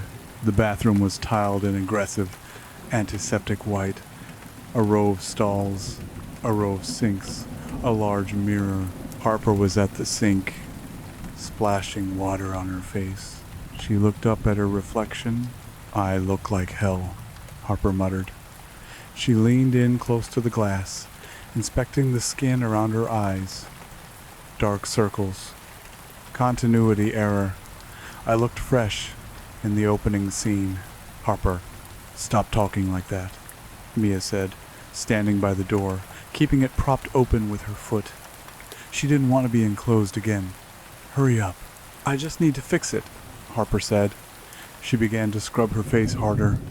"The makeup is smeared." "Harper," Lena said warningly. Harper scrubbed harder. Her skin began to turn red. "It won't come off. The shadows won't come off." "Harper, stop." Mia stepped forward. Harper turned to look at them. The water dripping from her chin wasn't clear. It was black, like ink. "I think I'm leaking," Harper whispered. She looked down at her hands. The black fluid was oozing from her pores, from her tear ducts. "Is this ink? Or is it film emulsion?" Suddenly, the fluorescent light above them buzzed loudly, a harsh ZXZZT sound. For a single frame, less than a second, the bathroom vanished. In that flash, Mia saw where they really were. They weren't in a rest stop bathroom. They were standing in a small wooden set, surrounded by darkness. High above, on a catwalk, a figure with a smooth, oval face looked down, adjusting a spotlight. Then, ZXZT, the bathroom returned. The white tiles, the sinks, the smell of cheap soap. Harper gasped. The black fluid gone, her face just wet with water. She blinked, looking disoriented. "What? What happened?" "Jump cut," Mia said, her blood running cold. "We just had a jump cut." "I felt it." Lena rubbed her temples. "We skipped time." "Why did we skip time?" Because the scene was dragging, Mia realized. She looked directly into the mirror, not at herself, but through the reflection. "They're editing us in real time. The boring parts, the driving, the bathroom breaks, they're cutting them out." "Who is?" Harper's voice trembled. "The editors," Mia said. The asylum wasn't the movie. The asylum was the location shoot. This. She gestured to the room, the world outside. "This is post-production." "So we're not out?" Lena asked, sliding down the wall to sit on the floor. "We never left?" "We left the set," Mia corrected. "But we're still in the studio." She walked over to the paper towel dispenser. She pulled the lever. Paper didn't come out. A long, translucent strip of celluloid film unspooled into her hand. Mia held it up to the light. The images on the film strip were tiny, moving pictures. It showed the three of them getting back into the car. It showed them driving. It showed them arriving at a diner. "It's a storyboard," Mia said. "They've already blocked out the next scene." "I don't want to go to a diner," Harper cried. "I want to go home." "If the script says diner, we go to the diner," Mia said, her voice hardening. The investigator archetype was merging with the director again. If she couldn't escape the production, she had to understand its schedule. "We have to play along until we find the executive producer, the one calling the shots." "And then what?" Harper asked. "Then we cancel the show," Mia said. She turned to leave, but the door she had propped open was shut. Mia shoved against it. Locked. The room began to hum. The tile walls started to close in, sliding smoothly along invisible tracks. The room was shrinking. "Transition?" Lena yelled. "It's a wipe transition." "Get to the center," Mia commanded. The three girls huddled together as the walls compressed. The mirror shattered under the pressure. The sinks crumpled like tin foil. The space became a coffin. Darkness swallowed them. And then, int, diner, day, clink, clatter, fizz. Mia blinked. She was sitting in a red vinyl booth. Across from her sat Harper and Lena. Harper was holding a menu. Lena was stirring a milkshake with a red straw. Sunlight streamed through Venetian blinds, casting slatted shadows across the table. A waitress in a pink uniform was walking away, a pot of coffee in her hand. "So, like I was saying," Harper said, her voice casual, breezy, completely disconnected from the panic of the bathroom. "I think the footage is going to be killer. We just need to work on the color grading." Harper's eyes were dead. She was reciting lines. Mia looked at Lena. Lena was staring at her milkshake, tears silently rolling down her cheeks, but she kept stirring, round and round. "Lena," Mia whispered. "I can't stop," Lena hissed through clenched teeth, her hand moving autonomously. "My hand. It's not mine. It's a pickup shot. Insert. Hand-stirring shake." Mia looked down at the table. A plate of fries sat in front of her. They looked perfect. Golden, crispy. She picked one up. It was cold. Hard. She squeezed it. It crumbled into yellow powder. Plaster. Prop food. "Harper," Mia said, kicking her friend under the table. Harper jolted. The casual mask slipped for a second. "What? What scene is this?" "The diner scene," Mia said. "Look around." The diner was populated. There were other patrons, an old man reading a newspaper, a couple arguing in the corner, a trucker eating pie. "They look real," Harper whispered. "Watch the extra in the back," Mia said, nodding toward the old man. He turned the page of his newspaper. He took a sip of coffee. He adjusted his glasses. Then he did it again. Exactly the same speed. Turn page. Sip. Adjust glasses. Turn page. Sip. Adjust glasses. "Background loop," Lena whispered, finally fighting back control of her hand to drop the spoon. "They're low-budget extras. Not enough AI to give them free will." The waitress in pink returned. She didn't walk. She glided, her feet hidden under the long hem of her uniform. She stopped at their table. She had a name tag that read Betty, but under the name, in smaller print, it read Nurse Unit 7. "More coffee, hun?" Betty asked. Her face was pleasant, heavy with makeup, but her eyes were glass. Flat, unseeing glass. "No," Mia said. "We want the check." "But you haven't eaten your narrative yet." Betty smiled. The smile stretched too wide, showing too many teeth. "You need to digest the exposition." She poured coffee into Mia's mug. The liquid was thick, dark red, and smelled of iron. "Drink up," Betty cooed. "It helps with the memory loss." Mia stood up, knocking the mug over. The red liquid splashed across the table, sizzling where it touched the formica. "We're leaving," Mia announced. "You can't leave," the trucker in the corner rumbled. He didn't turn around. "We haven't shot the dialogue yet." "Action," the old man with the newspaper said. "Action," the arguing couple said in unison. "Action," Harper whispered, her eyes rolling back as she slumped against the booth. "No." Mia grabbed Harper's shoulder and shook her. "Harper, cut. Cut the scene." The waitress, Betty, dropped the coffee pot. It didn't shatter, it bounced. Betty reached into her apron and pulled out a surgical bone saw. "The director is unhappy with the pacing," Betty said, her voice dropping an octave, becoming the distorted, multi-layered voice of the asylum. "We need to cut the runtime."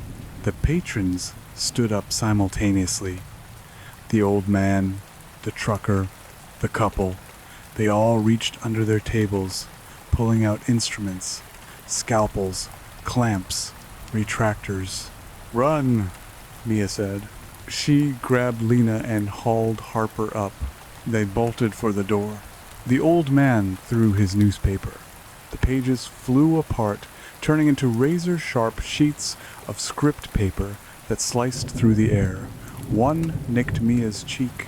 She felt the sting, but no blood came out, only a glitch of static. They crashed through the glass door of the diner. Outside, there was no parking lot, no highway. There was a void, a vast gray grid stretching into infinity. No sky, no sun, just a flat, digital wireframe floor. Floating in the distance were sets. Mia saw her childhood bedroom floating like an island. She saw the operating theater from the asylum. She saw the dorm room. She saw the interior of Harper's car. "Where are we?" Harper wailed, staring at the gray nothingness. "The soundstage," Mia said. "We're between scenes." "How do we get out?" Lena asked. "There's no road." Mia looked down at the Season 1 pilot tape, which she had instinctively shoved into her pocket during the transition. She pulled it out. The tape was hot. The spools were turning on their own inside the plastic casing. Mia looked at the floating sets. "We have to go there." Mia pointed to a massive, dark structure looming in the distance, larger than the others. It looked like a cathedral made of black server racks and rusted iron. "What is that?" Harper asked. "Production office," Mia guessed. "Or the archive. That's where they keep the master tapes. If we want to leave, we have to delete ourselves from the system." "That's miles away," Lena said. "And we're walking on nothing." "It's not nothing," Mia said. She knelt down and touched the gray grid. It felt like cold glass. "It's a green screen. We can project whatever we want on it." Mia closed her eyes. She focused on the feeling of the camera in her hand, the weight, the texture. She focused on the image of the car, the smell of the leather seats, the sound of the engine. "Visualize the shot," she told herself. "You are the director." She opened her eyes. Harper's car materialized in front of them. It was flickering, slightly translucent in places, but solid enough. "Get in?" "You conjured a car?" Harper stared at her. "It's my movie now," Mia said, though she felt a nosebleed starting a drip of black ink. "I'm rewriting the script." They piled into the glitching car. Mia turned the key. The engine roared a sound that was half combustion, half lion's roar. "Hang on," Mia said. She slammed the car into gear and floored it. They sped across the gray void, racing toward the dark cathedral of the production office. Behind them, the diner set exploded silently, collapsing into pixels from the floating islands. Figures began to launch themselves. Faceless nurses, orderlies with camera lens eyes. They flew through the void like superhero villains, trailing ribbons of magnetic tape. "We have company," Lena screamed from the back seat. Mia looked in the mirror. A swarm of nurses was gaining on them, and leading them was the nurse Mia, the mirror face. She was riding a camera dolly that moved at impossible speeds, a boom mic sharpened into a spear held in her hand. "Drive faster!" Harper yelled. "I can't," Mia shouted. "The rendering engine can't keep up." The grid ahead of them was failing to load. It was just blackness. "We have to jump it," Mia yelled. "Jump what?" Lena cried. "The plot hole," Mia screamed. She aimed the car at the edge of the loaded map and accelerated into the dark. The radiator grille of Harper's conjured Honda Civic punched through the edge of the visible world. There was no sensation of falling. There was no wind. There was only the stomach-churning lurch of buffering. For a subjective eternity, they hung suspended in the black gap between the rendered grid and the distant archive. The car spun slowly, end over end, in absolute silence. Inside the cabin, the girls were frozen in a tableau of panic. Harper screaming without sound, Lena gripping the door handle, Mia white-knuckled on the wheel. Reality stuttered. Glitch, freeze, resume. The darkness was not empty. As they fell through the plot hole, they passed through the discarded drafts of the nightmare. Wireframe sketches of giant spiders that had never been textured. A floating room where it rained teeth. A version of Harper with no mouth. "Do not look out the window." Mia's voice tore through the silence, returning abruptly as the audio track synced back up. The car slammed onto solid ground with the screech of metal on obsidian. The suspension collapsed. The windows blew out in a shower of safety glass, and the vehicle skidded sideways, plowing through a mountain of tangled black ribbons. They weren't ribbons. They were videotape. Miles of it. The car groaned and died, steam hissing from the crushed hood. "Check limbs," Mia rasped, kicking her door open. It fell off its hinges with a hollow clang. "Everyone check your limbs." Lena crawled out of the back. Coughing, she held up her hands. "10 fingers! I'm here! I'm rendered!" Harper sat in the passenger seat, staring at the dashboard. The airbags hadn't deployed. Instead, a message had scrolled across the display. "Budget cut, safety features removed." "Come on." Mia grabbed Harper's arm, hauling her out of the wreck. They stood at the foot of the dark cathedral. Up close, the production office was a monstrosity of industrial architecture and organic decay. The walls were built from towering server racks that hummed with a wet biological throbbing. Thick black cables, pulsating like arteries, snaked up the sides, pumping data or blood into the structure. Above them, the sky was a bruised purple, pixelated at the edges. "They're coming," Lena pointed back toward the void. Across the gray gap, the swarm of nurses was regrouping.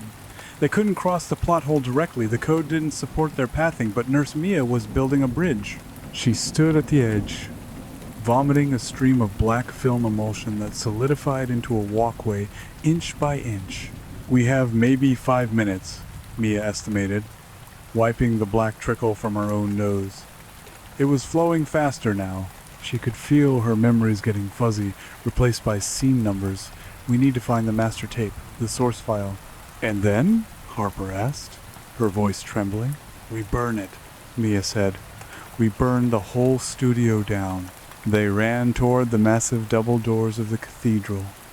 The doors were made of copper, green with verdigris, embossed with the rod of Asclepius, wrapped in film strips. Mia pushed. The doors swung open with the heavy, pressurized thwump of an airlock. The archive night. The air inside was freezing and smelled of ozone, antiseptic, and stale popcorn. They were in a vast, circular atrium. Rising hundreds of feet into the darkness were concentric rings of shelves, accessible by rusted metal catwalks. Every shelf was packed with tapes, thousands of them. Mia walked to the nearest shelf. The tapes were labeled in frantic, handwritten scrawl. Subject 044, fear of drowning, take 1 subject 089, claustrophobia, extended cut subject 112, maternal abandonment, director's cut. "It's a library," Lena whispered, her voice echoing in the vast space. "It's a library of trauma." "Look for us," Mia commanded. "Look for Hillview Asylum. Look for our names." They split up, running along the ground floor aisles. The hum of the servers was louder here, a constant, low-frequency vibration that rattled their teeth. "Found it," Harper screamed from 3 aisles over. Mia and Lena sprinted toward her. Harper was standing before a section marked New Releases. There wasn't just one tape. There was a shrine. Dozens of VHS cassettes lined the shelf. The surgery. Harper, the betrayal act. Lena, the silence. And then wider tapes, clearly labeled as compilations. The Last Take at Hillview Asylum, Season 1, complete box set. "Season 1? Harper choked out, pulling a box set off the shelf. Her hands shook violently. "They made a box set? We haven't even died yet." "They filmed the endings in advance," Lena said, pulling a tape labeled Ending. "Harper's Suicide." She stared at it, horrified. They shot multiple outcomes so they could focus group them. Mia grabbed the tape from Lena's hand and threw it on the floor. She stomped on it. The plastic crunched, and the magnetic tape spilled out like entrails. "It's not real," Mia said fiercely. "It's just footage. It only becomes real if we let them broadcast it." "How do we destroy all of this?" Lena gestured to the towering walls of misery. There's too many.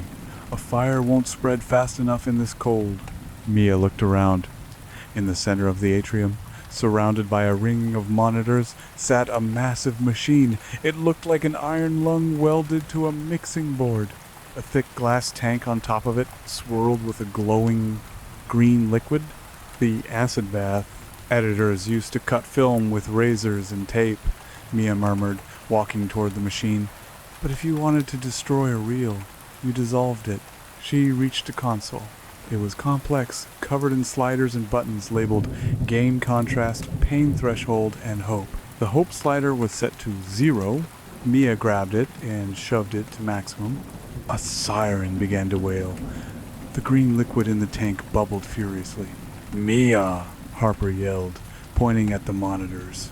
The screens surrounding the central machine flickered to life. But they weren't showing the archive. They were showing the entrance.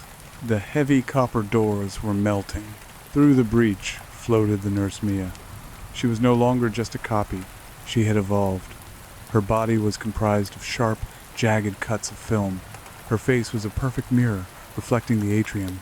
Behind her, the swarm of faceless nurses poured in, crawling up the walls like white spiders, dismantling the shelves, grabbing tapes to save them from the coming purge. She's here to cancel the cancellation, Lena said, backing up against the machine. The nurse Mia glided forward. She didn't walk, she cross-dissolved forward, appearing 5 feet closer with every blink. She stopped 10 yards away. The mirror face turned toward Mia. A voice came out of the nurse, but it wasn't a voice. It was a montage of audio clips spliced together from Mia's life. Quiet, Mia, her mother's voice. You're just the tag-along. Harper's voice from the car. Count backwards from 10. The surgeon. Action, Mia's own voice. You can't edit me anymore, Mia said, standing her ground. She gripped the side of the acid bath machine. I'm the director. The nurse Mia tilted her head. The mirror surface rippled. Director, the nurse mimicked. You are a prop. The nurse raised a hand. From her palm, a blinding light shot out a projector beam. It hit Mia in the chest. Mia gasped. She didn't feel pain. She felt context. Suddenly, she wasn't in the archive. She was back on the operating table, age 7. The lights were bright. The mask was on her face. She couldn't move. It's a flashback, Mia's mind screamed. Fight the flashback. Mia. Harper's voice sounded distant. In the vision, the surgeon leaned over her. But the surgeon had Harper's face. You're boring, Mia. That's why we have to cut you open, to see if there's anything interesting inside. No. Mia gritted her teeth. In the real world, her knees buckled. Mia, wake up. Lena was shaking her. Mia forced her eyes open. The beam of light was pinning her to the console. The nurse Mia was advancing, a oversized pair of editing scissors materializing in her other hand. Harper, Mia yelled, struggling against the weight of the projected memory. Harper, you're the lead! Distract her! Harper looked at the nurse, then at Mia. She looked terrified. But then she looked at the shelf of tapes, the box set that reduced her life to entertainment. Harper's vanity, usually her weakness, calcified into rage. Harper shouted. She stepped forward, striking a pose, finding her key light. Hey, you low-res knockoff. The nurse Mia paused. The projector beam wavered. You call this framing? Harper scoffed, walking boldly toward the monster. She flipped her hair. You're breaking the 180-degree rule. Your amateur hour. Look at me. I'm the star. The nurse Mia turned her mirror face toward Harper. Harper's reflection appeared in it. Perfect, defiant, furious. That's right, Harper snarled. Focus on me. As the nurse's attention shifted, the weight on Mia's chest lifted. Lena, Mia gasped. The machine, how do we dump the acid? Lena was already under the console, ripping out a panel. There's a manual override valve, but it's rusted shut. Use the bone saw, Mia shouted, pointing to the surgical tool Betty the waitress had dropped, which Lena had tucked into her belt. Lena grabbed the saw. She jammed it into the valve wheel and leveraged it with all her weight. The nurse Mia lunged at Harper. The scissors snapped shut, inches from Harper's throat. Harper screamed, dodging back, but the nurse was faster. A strip of film lashed out, wrapping around Harper's ankle, dragging her across the floor. "Cut!" Mia screamed. She grabbed the only weapon she had, the heavy Maglite flashlight. Mia didn't turn it on. She hurled it. It spun through the air and smashed into the nurse Mia's mirror face. Crack. The mirror shattered. Behind the glass, there was no skull. There was only a lens. A giant, unblinking camera lens, red and recording. The nurse Mia shrieked the sound of a tape rewinding at high speed. She dropped Harper and clawed at her broken face. "Now, Lena." Lena kicked the bone saw. The valve sheared off. A klaxon blared. System purge initiated. The glass tank atop the machine exploded. A tidal wave of neon green acid washed over the atrium floor. It didn't burn the girls.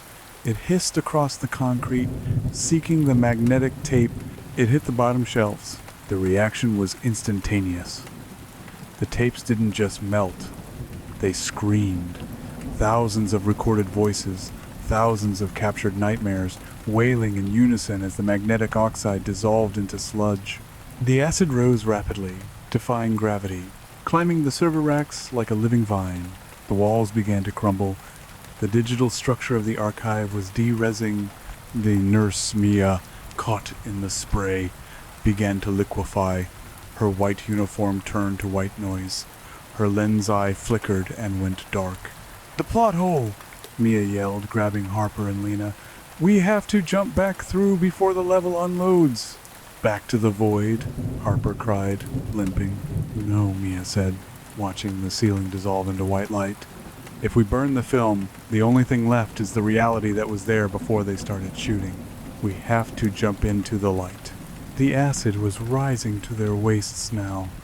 It felt cold and tingling, scrubbing away the makeup and the costume.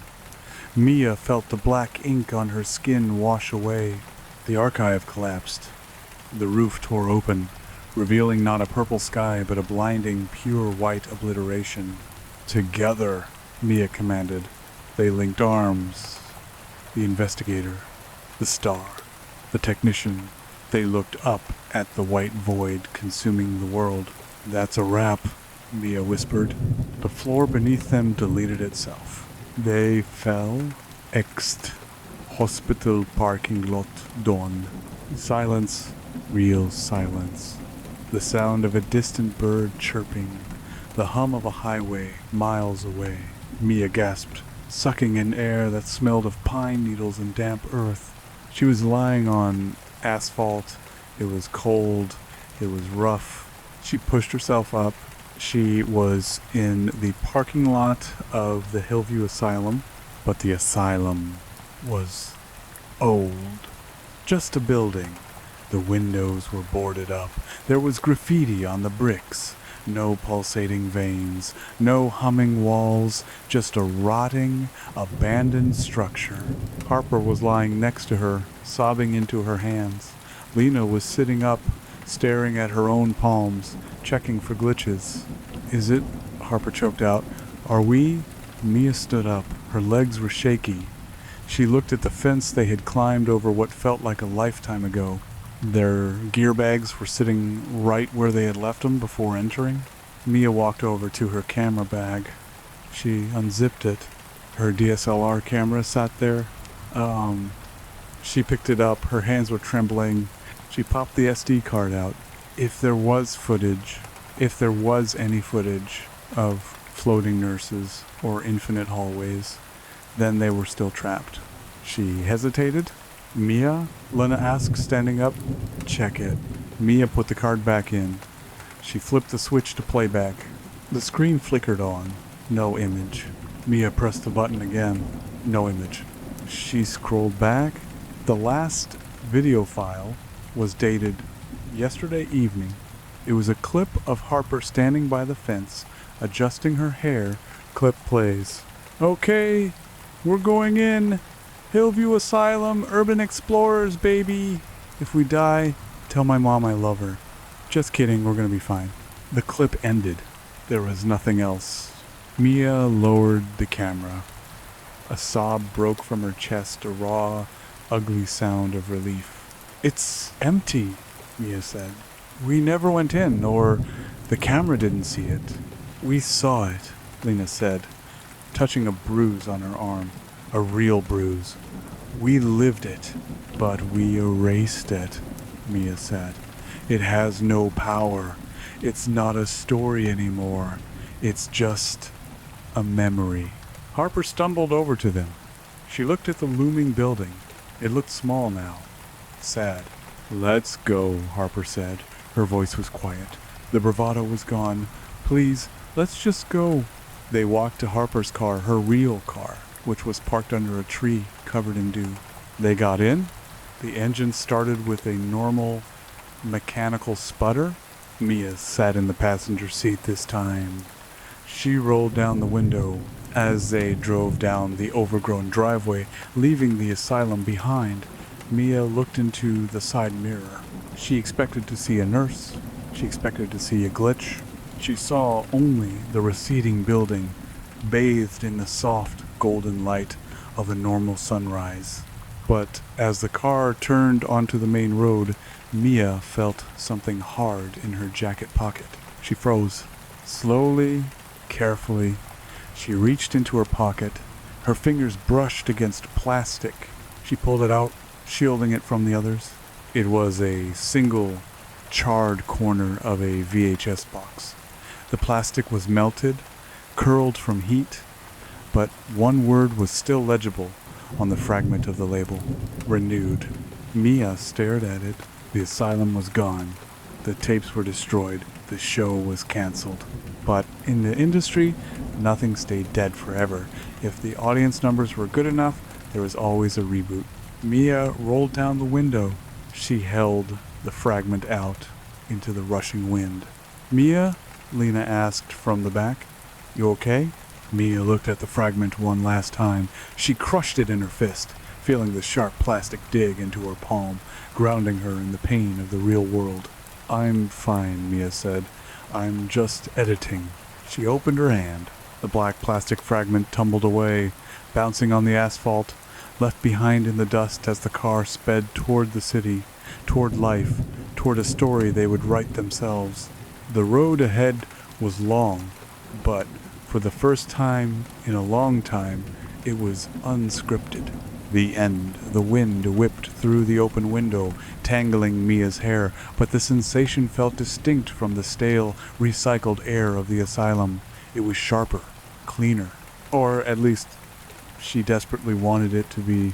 Harper was humming along to the radio, a generic pop song that Mia didn't recognize, something with a synth beat that thumped rhythmically against the dashboard. Lena was in the back, her head resting against the window, eyes closed, her breathing deep and even. They were out. They were safe. Mia stared at her hands. The black ink was gone. The smell of antiseptic was replaced by the scent of pine air freshener dangling from Harper's rearview mirror. But the word renewed burned in her mind like an after-image from a camera flash. We need to stop, Mia said. Her voice sounded rusty, small against the upbeat music. Harper didn't turn her head. Her hands were at 10 and 2, her posture perfect. We're almost back to campus, Mia. Just another 20 minutes. Then showers, real showers, and pizza. So much pizza. Harper, stop the car. We can't stop on the highway, silly. It's unsafe.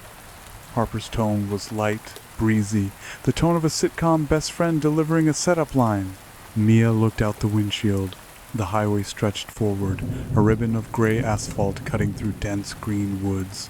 The sun was rising, casting long, golden shadows across the road.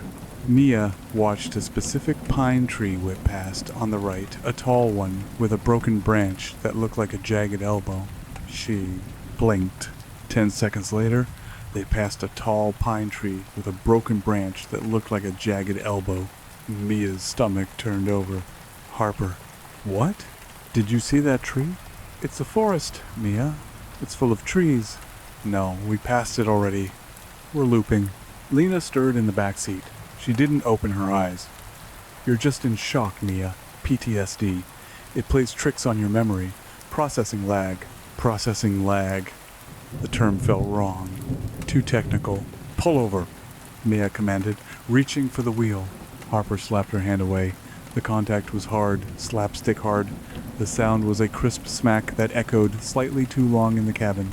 Don't touch the prop the wheel, Harper corrected herself, a millisecond of static distorting her voice. She turned to look at Mia, and for a heartbeat, her smile was too wide, showing too many teeth. Then it settled back into a worried pout. You're going to cause an accident. We're in the denouement, Mia. Let the credits roll. What did you say?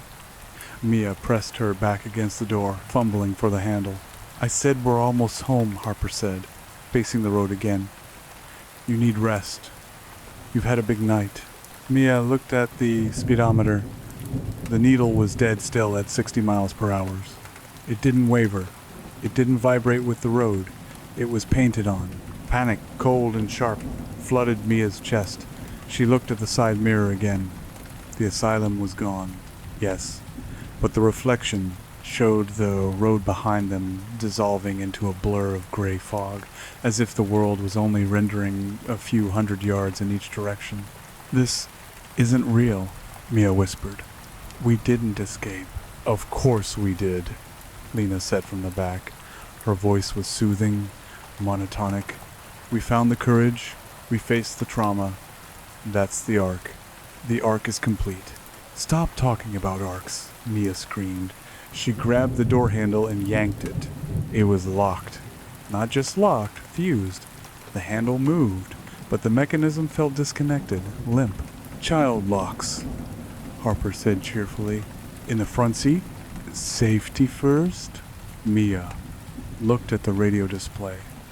The song title scrolled across the tiny digital screen. Artist, the algorithm track, False Awakening. Mia grabbed the DSLR camera from her lap, the one that had shown no image moments ago. She raised it to her eye, aiming the lens at Harper. Through the viewfinder, Harper wasn't a girl in a denim jacket. She was a wireframe mesh, a collection of green geometric polygons roughly shaped like a human, textured with a high-resolution skin that flickered at the edges. Mia swung the lens to the back seat. Lena was a blob of unrendered gray clay, only her face detailed enough to pass inspection. Mia swung the camera to the windshield. The road wasn't asphalt. It was a conveyor belt of texture mapping, scrolling underneath the stationary car. The sky was a painted dome. No, Mia lowered the camera. No, we burned it. We melted the tapes. You burned the archive, Harper said. Her voice changed. It dropped that sickening cheerfulness and became hollow, echoing as if she were speaking from inside a deep well. You destroyed the backlog. Harper turned her head. Her eyes were gone. In their place were two black voids of pixelated static. But you can't stop the live feed. The car dissolved. The chassis blew apart like smoke. The seats evaporated. Mia fell. She didn't hit asphalt. She hit a linoleum floor with a wet slap. The wind died instantly. The smell of pine vanished, replaced by the stinging scent of ozone and burning dust. Mia scrambled up, gasping. Her camera clutched to her chest. She was in a hallway, but not the asylum hallway. She was in the film department corridor at her university. Rows of lockers lined the walls. Movie posters were tacked up on corkboards. Psycho, The Shining, Peeping Tom. But the faces on the posters were all wrong. They were all smooth, white ovals. Faceless nurses holding knives. Faceless nurses breaking down doors. Harper? Lena? Mia called out. The fluorescent lights overhead buzzed a rhythmic insectoid drone. Zzz, zzz, zzz, zzz. At the end of the hall, A door stood open. Room 304. The senior editing suite. A pale blue light spilled from the doorway, cutting across the dim corridor. Mia wanted to run the other way. She wanted to find the exit, the stairs, a window, but she knew, with the heavy, sinking certainty of a nightmare, that every door she opened would lead back to this hallway. The narrative funnel was forcing her toward room 304. She took a step.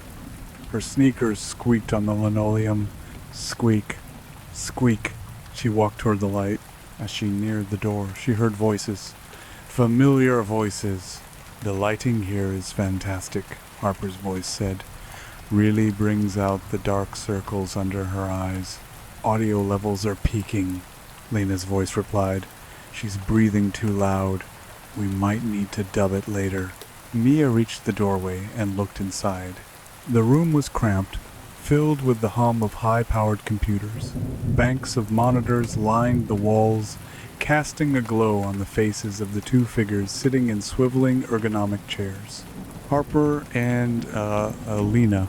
They looked normal. They were wearing their usual clothes. They were holding coffee cups from the campus cafe, but they weren't looking at Mia. They were looking at the main monitor, a massive, curved screen dominating the desk. On the screen was a live feed of Mia standing in the doorway, looking at them. Mia froze. She looked at the screen, then at her friends, then back at the screen. The delay was 0. It was a mirror, but higher definition than reality. Guys, Mia whispered. Harper spun her chair around. She smiled, but it wasn't the manic smile of the wireframe thing in the car. It was a tired, professional smile. She held a clipboard. Great entrance, Mia, Harper said. But you hesitated on the threshold. We need you to commit to the room. What is this? Mia backed up, hitting the doorframe. We escaped. We were in the car. That was the teaser, Lena said, not turning around. Her fingers flew across a mixing board adjusting sliders. We needed a cold open for season 2. Something to give the audience hope before we crush it. High contrast. You're not real, Mia said, her voice trembling. You're part of the building. We're the producers, honey, Harper said, standing up. She walked toward Mia, heels clicking. We've always been the producers. Who do you think invited you on the trip? Who do you think set up the lights? Who made sure you were always in the center of the frame? Mia shook her head. No, you're my friends. We grew up together. Backstory. Harper waved a hand dismissively. Fabricated for emotional resonance. The audience needs to believe in the bond, so the betrayal hits harder. Harper stopped inches from Mia. She reached out and adjusted Mia's collar, straightening it. Her touch was ice cold. You're the star, Mia, Harper whispered. You have such a reactive face. It's a gold mine. Mia shoved her away. I quit. I'm done. She turned to run, but the hallway was gone. The door to room 304 now opened directly into the operating theater. The rusted table waited in the center. The overhead surgical lamp was on, buzzing angrily. But instead of medical tools on the tray, there were film reels, splicing tape, and a clapperboard. Standing around the table were the nurses, but they weren't wearing their vintage uniforms anymore. They were wearing black hoodies and headsets. They looked like a film crew. The main nurse, the one Mia had shattered, stood at the head of the table. Her face was still a broken lens, jagged glass glinting under the lights. She held a megaphone. Places, everyone, the nurse's voice boomed, a distortion of Mia's own internal monologue. Scene 1, the relapse. I'm not doing this, Mia screamed. She raised her camera like a weapon. I see you. I'm recording you. Oh, Mia, Lena said, appearing at her elbow. She gently lowered Mia's camera. We know. That's the format. Found footage. Point of view. You're doing great. 2 crew nurses grabbed Mia's arms. Their grip was iron hard, their fingers feeling like tripod legs clamping down. They dragged her toward the table. No. Get off me. Mia kicked and thrashed, but she weighed nothing. The gravity in the room felt artificial, manipulated. They threw her onto the table. Leather straps, no gaffer tape whipped around her wrists and ankles, binding her to the cold metal. Harper leaned over her. She held a light meter up to Mia's face. Exposure is a little dark, Harper critiqued. Can we get more blood? The focus groups love visceral textures. Harper, please, Mia begged, tears hot and real streaming down her temples. It's me. It's Mia. Wake up. Harper looked down at her. For a second, a flicker of humanity passed through her eyes, a glitch in the programming. A moment of the real Harper, the friend, struggling beneath the surface. Mia, Harper whispered, her lip trembling. Then the nurse with the megaphone stepped forward and snapped the clapperboard shut right next to Harper's ear. Clack. Harper blinked, and the humanity vanished. She smiled brightly. Save the tears for the close-up, babe. The nurse, with a broken lens face, leaned in. The jagged glass reflected Mia's terrified eyes multiplied 1,000 times. Action, the nurse hissed. The room began to spin. The walls of the operating theater fell away, revealing screens. Thousands of screens. Mia saw herself on all of them. Mia crying, Mia running, Mia bleeding, Mia sleeping in her dorm, Mia brushing her teeth, Mia 7 years old, waking up in surgery. The asylum wasn't just a building. It was a content farm. And she was the evergreen content. You can't keep me here, Mia yelled at the ceiling. I'll find a way out. I'll edit myself out. Lena's voice came over the PA system, godlike and detached. You don't understand, Mia. You didn't just walk into a haunted house. You walked into a production deal, in perpetuity, throughout the universe. A mechanical arm descended from the ceiling. It didn't hold a scalpel. It held a VR headset. The headset was rusted, wrapped in barbed wire, pulsating with green veins. What is that? Mia hyperventilated, straining against the tape. What are you doing? Post-production, Harper said, patting Mia's hand. We need to fix your perspective. You still see yourself as the victim. We need you to see yourself as the product. The mechanical arm lowered. The headset clamped over Mia's eyes. Darkness. Then a blue loading bar, installing director mode. Mia screamed, but the scream didn't come out of her mouth. It came out of the speakers surrounding her, amplified, distorted, remixed into a dubstep drop. Load complete. Mia opened her eyes. She wasn't on the table. She was standing in the corner of the room. She looked down. She was holding a clipboard. She was wearing a black hoodie. She looked at the table. Mia, another Mia. The crying, terrified Mia was strapped to the metal, ashing against the tape. No, standing Mia whispered. She touched her face. It felt smooth, featureless. Good take, Harper said, standing next to her. But I think she can scream louder. Don't you, director? Harper handed standing Mia a remote control. It had one button, pain. Make her scream, Mia, Harper said softly. It's what the audience wants. And if you don't do it, we'll have to cancel the show. And if we cancel the show, you cease to exist. Mia looked at the remote. She looked at herself on the table, the vessel of her trauma, her fear, her humanity. She looked at Harper, who was watching her with expectant, dead eyes. The choice wasn't between life and death anymore. It was between being the torturer or the tortured, the surgeon or the patient, the director or the star. Mia gripped the remote. Her hand, pale and smooth as a mannequin's, didn't shake. Lighting, Mia said. Her voice was calm, cold. Bring the key light down 20%. Make the shadows deeper. Yes, director, the nurses chanted in unison. The lights dimmed. The shadows stretched like claws toward the girl on the table. Sound, Mia commanded. Isolate the heartbeat. Amplify it. Thump, thump. Thump, thump. The sound filled the room, deafening. Mia walked toward the table. She looked down at her other self. The girl on the table looked up, eyes wide with betrayal. Please, the girl on the table whispered. Mia, don't. Mia tilted her head. She felt nothing. She felt only the cold, analytical precision of the frame. Cut, Mia said. She didn't press the button. She smashed the remote into the girl's face. The girl on the table shattered, not into blood and bone, but into glass. Shards of a mirror exploding outward. The illusion broke. Mia gasped, stumbling back. She was back in her own body. The headset was gone.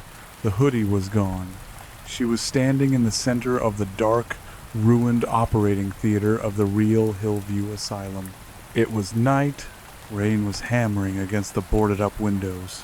Harper and Lena were slumped against the wall, unconscious, their cameras lying on the floor. Mia stood alone in the center of the room. Her hands were bleeding. She was holding a shard of dirty glass. There were no nurses, no lights, no servers, just the rot of 50 years of abandonment. But the camera, Mia's DSLR, was sitting on a rusted instrument tray. The red recording light was steady, unblinking. Mia stared at it. She hadn't turned it on. The LCD screen flipped out. It showed Mia standing there. But behind her, in the deep shadows of the room, stood the tall, faceless figure of the nurse, her hand resting gently on Mia's shoulder. Mia spun around. Nothing. Just shadow. She looked back at the screen. The nurse was still there in the monitor. The nurse leaned in, close to the camera lens, until the screen was filled with the white blankness of her face. Text appeared over the image, burned into the digital video. Pilot episode approved. Production begins now. Mia grabbed the camera. She tried to smash it. She tried to throw it, but her hands wouldn't obey. Instead, her fingers moved of their own accord. They adjusted the focus. They checked the ISO. Mia's internal monologue screamed, "Stop!" But her lips moved, speaking words she didn't choose. "Welcome back to Hillview," Mia said to the empty room, her voice trembling but clear. "My name is Mia, and tonight we're going to see what's really inside." She picked up the camera. She turned to her unconscious friends. "Wake up, guys," Mia said, a tear sliding down her cheek as her mouth formed a smile she couldn't break. "We're burning daylight." Harper groaned and stirred. She opened her eyes. They were groggy, confused. "Mia?" Harper mumbled. "What happened? Did we fall?" Mia pointed the camera at Harper. The autofocus beeped. "We're just getting started," Mia said. From the darkness of the hallway, the sound of squeaking rubber wheels approached. Squeak! Squeak! A gurney was coming. Mia held the shot. She didn't run. She couldn't. The script was locked. The end? For real this time? Or is it?